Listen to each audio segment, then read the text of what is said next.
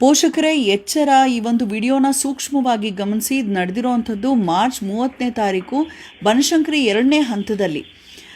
ಮುಂದಕ್ಕೆ ಹೋಗುತ್ತೆ Bolero car.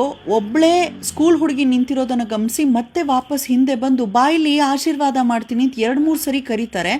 ಒಳಗಡೆ ಇದ್ದವರೆಲ್ಲ ಮುಖಕ್ಕೆ ವಿಭೂತಿಯನ್ನು ಬಳ್ಕೊಂಡು ಸಾಧು ಸಂತರ ರೀತಿ ಇದ್ರಂತೆ. ಪುಣ್ಯಕಾಮಗು ಅವ್ರ ಅಪ್ಪನ ಕರೆದಿದೆ.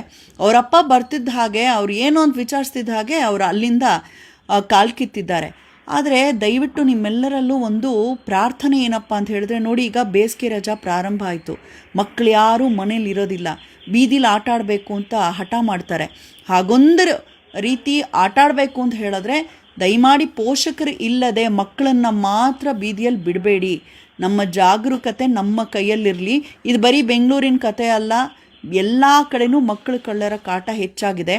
ಈ ಒಂದು ವಿಡಿಯೋ ಎಲ್ಲ ಕಡೆ ಹಾಕಿದ ಮೇಲೆ ನಾವು ಗಮನಿಸಿದ್ದು ಇದು ಕರ್ನಾಟಕದ ಗಾಡಿ ಅಲ್ಲ.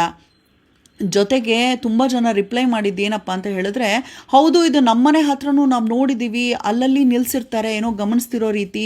ಇನ್ನು ಕೆಲವ್ರು ಹೇಳಿದ್ದೇನಪ್ಪ ಅಂತ ಹೇಳಿದ್ರೆ, ಸ್ಕೂಲ್ಗಳ ಹತ್ರ, ಪಾರ್ಕ್ಗಳ ಹತ್ರ ನಾನು ಈ ಗಾಡಿನ ನೋಡ್ತಾನೆ ಇರ್ತೀನಿ ಯಾವಾಗಲೂ ಅಂತ. ಅವ್ರ ಇಂಟೆನ್ಷನ್ ಏನು ಎತ್ತ ಗೊತ್ತಿಲ್ಲ. ಆದರೆ ನಮ್ಮ ಒಂದು ಎಚ್ಚರದಲ್ಲಿ ನಾವಿರೋಣ.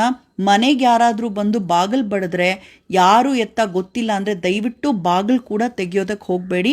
ಜೋಪಾನ.